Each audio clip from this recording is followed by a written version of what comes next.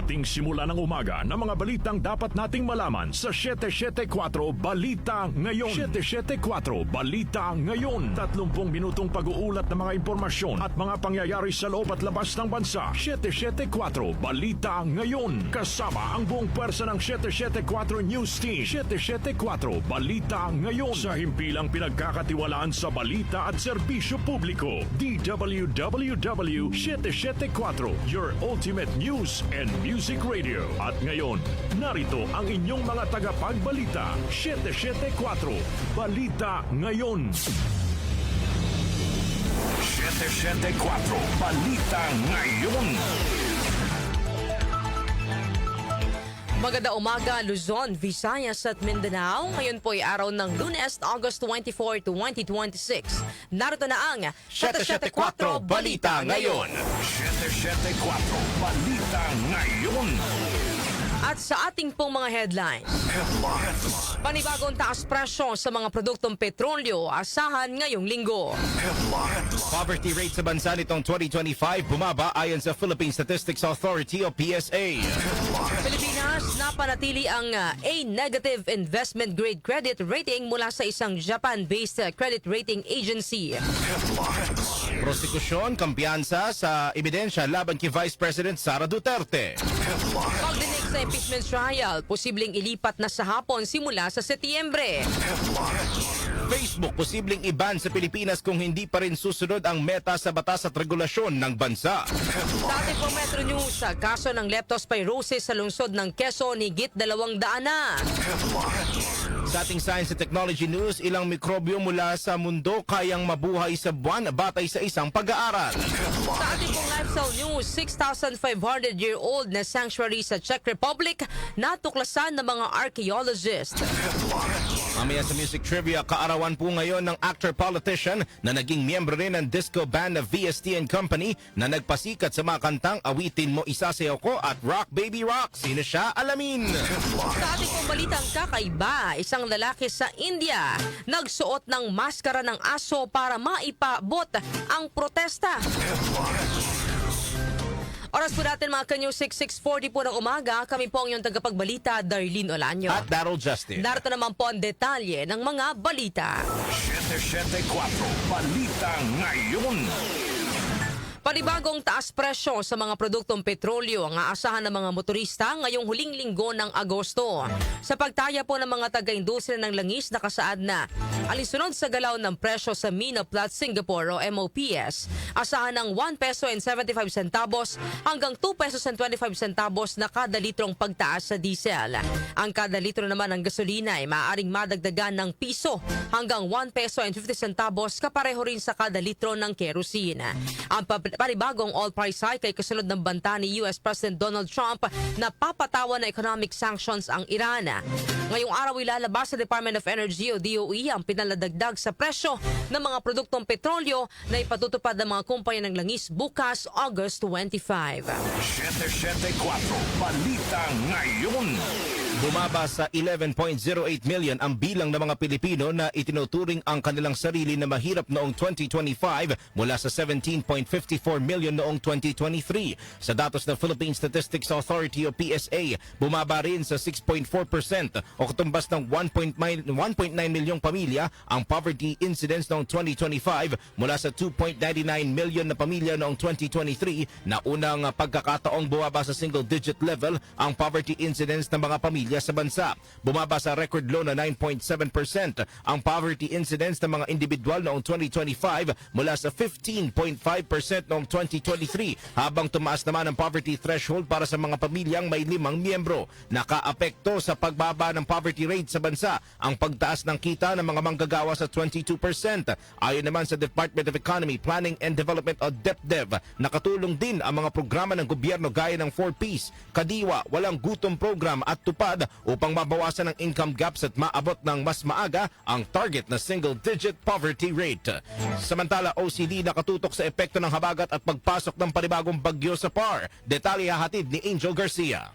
Patuloy ang koordinasyon ng Office of Civil Defense, mga regional offices at iba't ibang ahensya ng pamahalaan para sa pagtugon sa epekto ng habagat at mga nagdaang bagyo. Sa isinagawang pagpupulong kahapon, tinalakay ang nagpapatuloy na response operation at risk assessment sa mga lugar sa Luzon na inaasa makakaranas ng pag-ulan dahil sa habagat.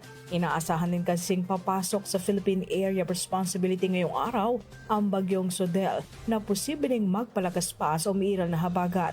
Dahil dito pinaigting ang monitoring at koordinasyon ng pamahalaan upang matiyak ang kahandaan at agarang pagtugon sa anumang posibleng epekto ng sama ng panahon.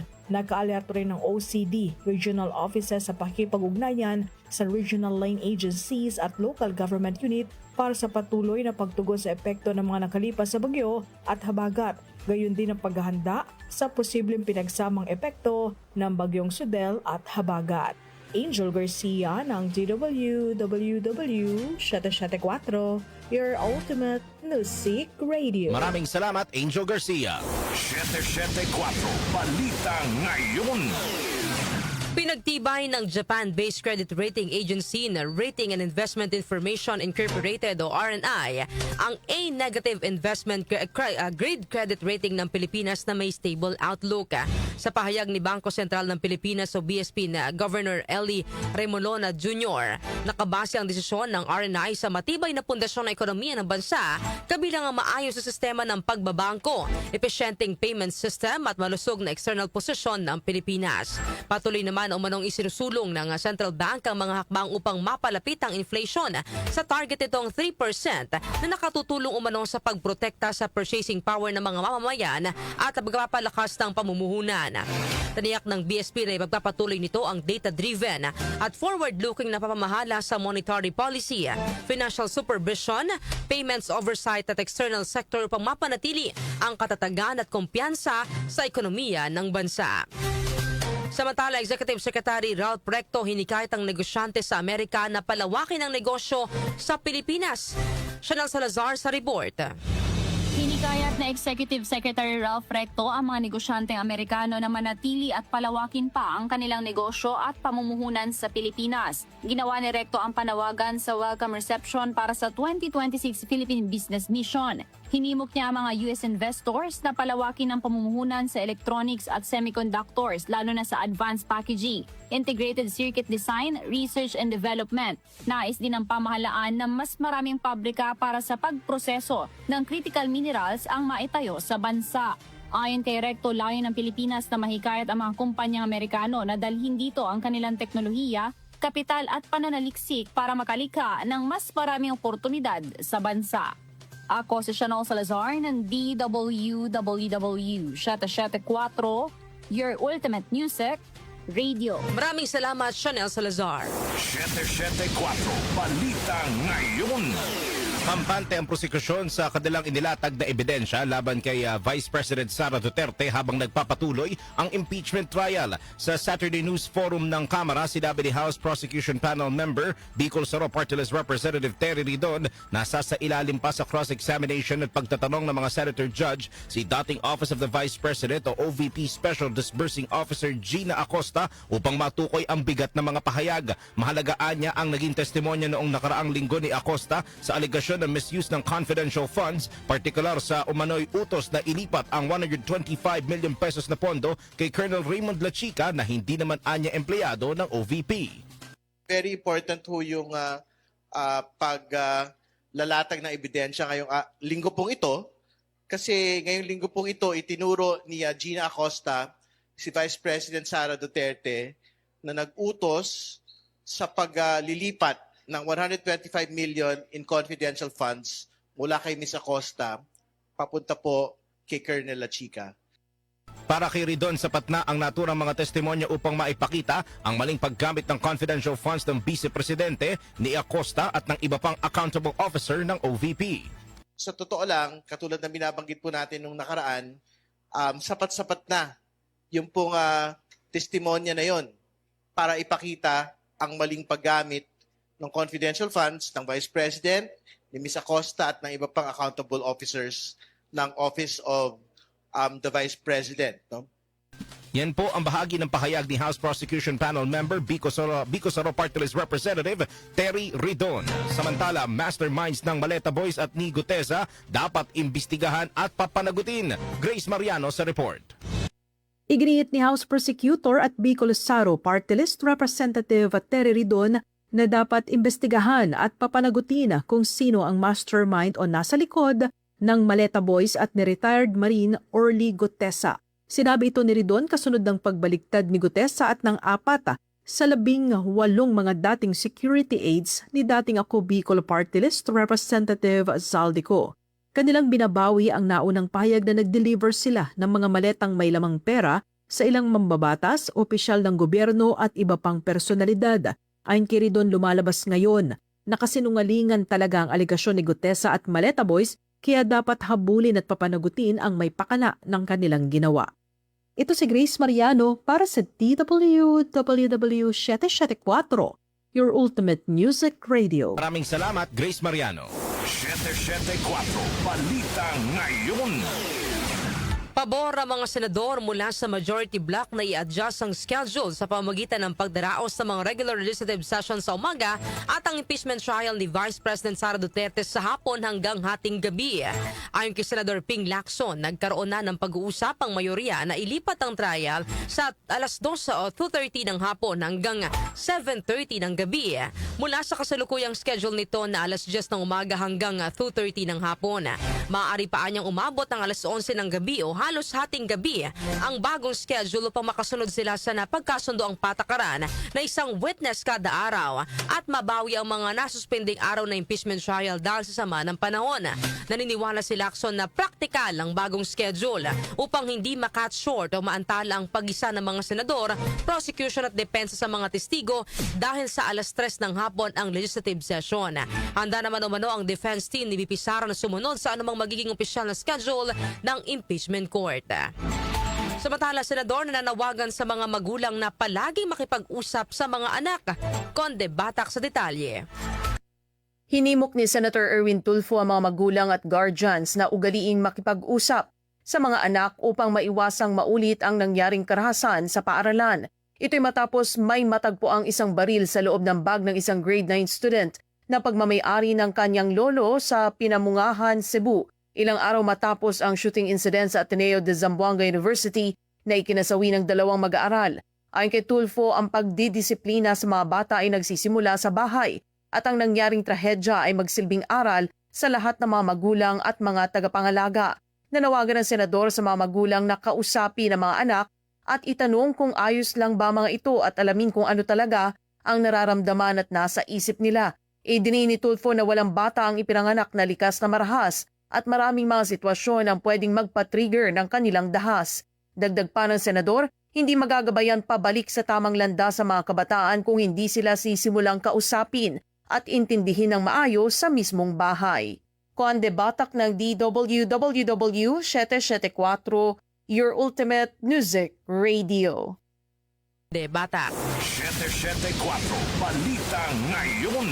Pinag-aaralan ng Cybercrime Investigation and Coordinating Center o CICC ang posibilidad na irekomenda ang pag-ban sa Pilipinas sa social media platform na Facebook kung hindi pa rin susunod ang mother company nito na Meta sa mga batas at regulasyon ng bansa. Sa isang pareham kay CICC Executive Director Undersecretary Renato Aboy Paraiso, iginiit nito na dapat respetohin ng mga social media platform ang mga panuntunan ng Pilipinas, lalo na sa mga sensitibong insidente na nangangailangan ng kanilang agarang kooperasyon. Dapat anyang sumunod ang mga online platform sa mga batas ng bansang kanilang pinagsisilbihan at kung saan sila kumikita. Kasunod na rin ng pagbatikos ng Senado sa Meta makaraang hindi agad maalis ang video ng pamamaril sa isang paaralan sa Zamboanga City at wala ring kinatawan nito na dumalo sa pagdinig kaugnay ng insidente. Binigyang diin ng CICC ang kahalagahan ng pakikipagtulungan ng social media platforms sa mga otoridad, lalo na sa mga kasong may kinalaman sa marahas at sensitibong content upang mapigilan ang patuloy na pagkalat nito online. Samantala, Vice President Sara Duterte nakiisa sa pagdiriwang ng Buwan ng Wikang Pambansa. Gina Mapes sa detalye. Sa pagpasok ng makabagong teknolohiya, siguruhin natin na ang ating pambansang wika ay hindi naiiwan kundi nananatiling sandata sa karunungan at digital innovation. Ang punto ng mensahe ni Vice President Sara Duterte ay kaugnay sa dinaraos ngayong selebrasyon ng Pambansang Buwan ng Wikang Pilipino. Ayon sa Vice Presidente, ang ating wika ang kaluluwa ng ating kultura, tulay ng ating pagkakaisa at salamin ng ating kasaysayan. Ngayong taon, sinabi ni BP Sara na binigyang diin ang temang wikang Pilipino at AI kasangkapan sa pananaliksik at tulay sa yaman ng impormasyon. Ang pambansang wika niya ang landas tungo sa ating pangarap. Isang bansa kung saan ligtas, edukado at may magandang kinabukasan ang bawat bata at walang pamilyang naiiwan sa kahirapan. Para niya sa mga kababayan at mga OFW, walang hihigit sa kapanatagan na marinig ang ating sariling wika sa dayuhang lupain. Ang ating wika, ang ating tahanan at saan man tayo mapadpad. Kaya naman, paghikayat ni BP Sara, sabay-sabay nating ipagdiwang ang ating pagka-Pilipino gamit ang tinig na nagbibigay buhay sa ating lahi saan man tayo sa mundo. Ako si Gina Mape ng DWWW Shata 4, your ultimate music radio. Maraming salamat, Gina Mape. 774 Balita Ngayon. Oras po natin mga ka-music, 7 minuto bago mag-alas 7 ng umaga. Kami pa rin po ang inyong tagapagbalita, Darlene Olanyo. At Daryl Justin. 774 Balita Ngayon. Metro News. Metro News. Kaso ng leptospirosis sa lungsod ng Quezon, higit 200 na. Detalye po ihatid ni John Nabakiran. Nakapagtala na ng 230 na kaso ng leptospirosis ang Quezon City mula January 1 hanggang August 20, 2026. Batay sa pinakabagong datos ng QC Epidemiology and Surveillance Division, 168 cases o 79% ang edad 21 pataas. Pinakaapektado naman ng sakit ang mga kalalakihan. Nakapagtala na rin ng 24 na pagkasawi sa buong lungsod, bunsod ng leptospirosis. Ako po si Jonah Bakira ng DWWW 774 Ultimate Music Radio. Maraming salamat, John Nabakiran. Foreign exchange rates. Foreign exchange rates. Narito na ang update sa ating foreign exchange rates. Ang palitang piso kontra dolyar ay nasa 61 pesos at 87 centavos. Nasa 72 pesos at 24 centavos naman ang palitan ng piso kontra euro, habang ang British pound ay nasa 84 pesos at 21 centavos. Ang palitan naman ng piso kontra Saudi Real ay nasa 16 pesos at 48 centavos, habang ang Japanese yen ay nasa 39 centavos. Lotto results. Lotto results. Update naman po tayo sa resulta ng Lotto. Yatid po sa atin ni Jackie Maestrado Rubio. Ang bahaging ito ay atid sa inyo ng Philippine Charity Sweepstakes Office. Pagkakaisa para sa kawang gawa. Narito ang recap ng resulta ng August 23, 2026 draw ng Ultra Lotto 658 at ng Super Lotto 649 ng Philippine Charity Sweepstakes Office. Para sa Ultra Lotto 658, ang winning number combinations ay 43, 34, 29, 5, 41, at 33. Muli, ang winning number combinations ay 43, 34, 29, 5, 41, at 33. Mayroon itong jackpot prize na 232,608,532 pesos and 87 centavos. Sa Super Lotto 649, ang winning number combinations ay 47, 20, 36, 43, 7, at 6. Muli, ang winning number combinations ay 47, 20, 36, 43, 7, at 6. Mayroong jackpot prize na 25,413,563 pesos and 73 centavos. Kagabi, isa ang nanalo ng naturang jackpot prize. Yan ang recap ng resulta ng August 23, 2026 draw ng Super Lotto 649 at Ultra Lotto 658 ng Philippine Charity Sweepstakes Office. Narito naman ang jackpot estimates mamayang gabi. Para sa Mega Lotto 645, 25,500,000 pesos. At sa Grand Lotto 655, 153,500,000 pesos. Ang bahagi ito ay hatid sa inyo ng Philippine Charity Sweepstakes Office. Pagkakaisa para sa kawang gawa. Ako po sa Jockey Maestrado Rubio ng DWWW 774, your ultimate music radio. Maraming salamat, Jackie Maestrado Rubio. Science and Technology. Science and Technology. Ilang mikrobyo mula sa mundo kayang mabuhay sa buwan batay sa isang pag-aaral. Detalye ay hatid po yan ni Rose May Miranda. Natuklasan ng mga siyentipiko mula sa NASA na may ilang uri ng fungi at bakterya mula sa Earth ang kayang mabuhay sa matitinding kondisyon sa ibabaw ng buwan. Gamit ang mga simulation batay sa datos ng Lunar Reconnaissance Orbiter, sinuri ng mga mananaliksik ang 5 uri ng mikrobyo sa mga rehiyon malapit sa Lunar South Pole, kabilang ang Nobile Rim, Connecting Ridge at Degerlache Rim, at nadiskubre rito na posibleng manatiling buhay ang mga mikrobyo sa loob lamang ng ilang linggo hanggang ilang buwan. Lumalabas sa pananaliksik na mas matibay ang mga fungi kumpara sa mga bakterya sa kabila ng matinding radiation, vacuum at sobrang init sa buwan. Ang Aspergillus niger na isang karaniwang uri ng amag o black mold na matatagpuan sa mga malalamig at basang lugar ay nagpakita ng pinakamataas na kakayahang mabuhay kahit sa mga lugar na nasisikatan ng ultraviolet radiation at sinundan naman ito ng Fusarium na isang uri ng fungi na karaniwang nabubuhay sa lupa. Sa 3 uri ng bakterya na sinuri, ang Deinococcus regiodorans na isang soil-borne microbe na kayang mabuhay sa malamig na temperatura at radiation ang nagpakita ng pinakamataas na survival rate habang mas mabilis namang namatay ang Staphylococcus aureus at Bacillus subtilis sa sandaling na-expose sa UV rays. Napag-alaman ng pag-aaral na ang mga shadowed crater ang nagsisilbing pinakaligtas na lugar kung saan pwedeng magtagal ang mga nabanggit na microorganism lalo na tuwing autumn at winter season. Binigyan diin ng mga researcher na nakatutok lamang ang pag-aaral sa kakayahan ng mga microbe na manatiling buhay at hindi sa kanilang pagdami o reproduction, ngunit malaki nila ang posibilidad na maipon o mabaon ng mga mikrobyong ito sa ilalim ng lupa kung saan protektado sila sa radiation at init na maaari magdulot ng kontaminasyon sa mga likas na yaman ng buwan tulad ng mga nakatagong yelo o tubig. Kaya naman nangangamba ang mga siyentipiko sa mga isasagawang space mission sa hinaharap tulad ng Artemis program ng NASA at mga plano ng China na magpadala muli ng mga astronaut sa buwan. Bagamat hindi may iwasan ang pagpasa ng mga mikrobyo mula sa damit at kagamitan ng tao, inihayag ng mga eksperto na mahalagang i-monitor ang mga may iwang organismo upang hindi ito magdulot ng maling konklusyon kapag sinusuri ang tunay na likas na composition at molecules ng buwan. Manatiling may kaalaman sa gamit teknolohiya sa gitna ng pagiging moderno ng ating mundo. Ako si Rosemary Miranda, ng DWWW 774, Ultimate Music Radio. Maraming salamat, Rose May Miranda.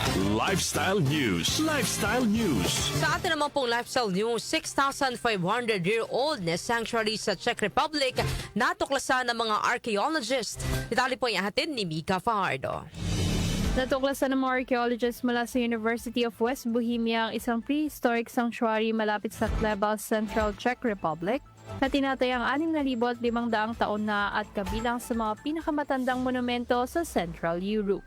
Ang halos pabilog na istruktura ay may diametrong 230 meters, hukay na higit 2.5 meters ang lalim at may 12 entrance na hindi magkakapantay ang pagitan, na ayon sa mga mananaliksik ay sadyang iniayos upang obserbahan ang mahalagang yugto ng solar at lunar cycle.